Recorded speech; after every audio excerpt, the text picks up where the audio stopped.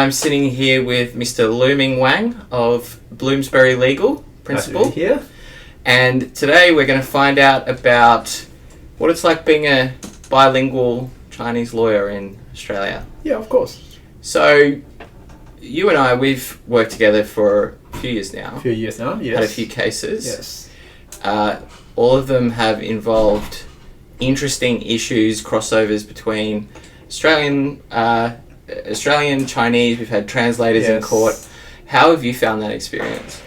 I've always found that experience very interesting because as a bilingual solicitor, our role is more or less not just on the case itself, but also to bridge the cultural and language gap between the clients and the Australian court system.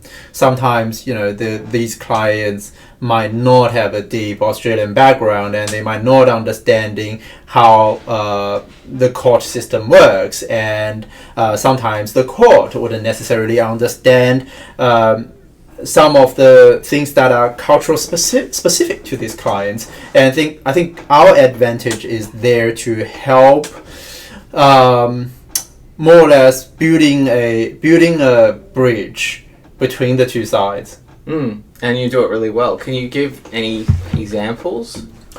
Well, I guess I'll give an example about a recent case I'm working on. Mm-hmm. So this particular case is about this logistic companies goes into liquidation. So, well, in the evidence,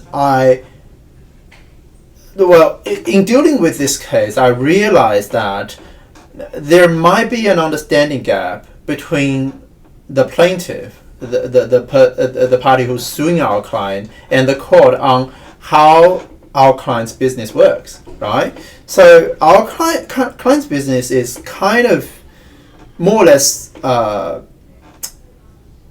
specific to the Chinese community because in China, there is this business, or in Chinese community, there is this business called Daigo or shoppers, right? So they take orders from people who are overseas.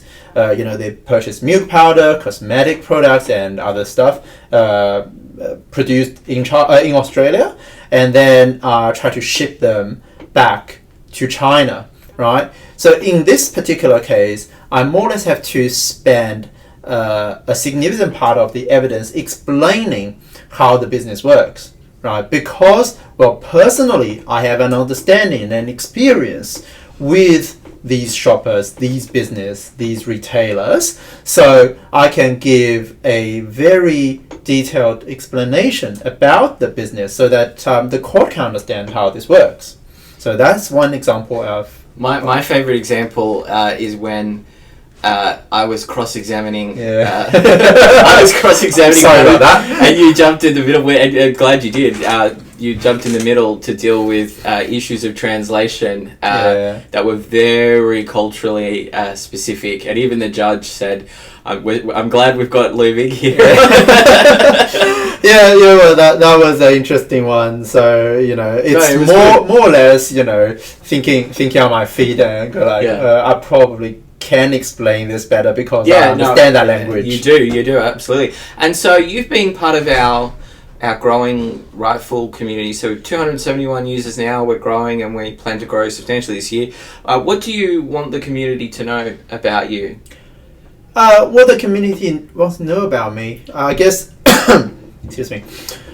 Well, we are there to provide a service that are tailored to the need of our client.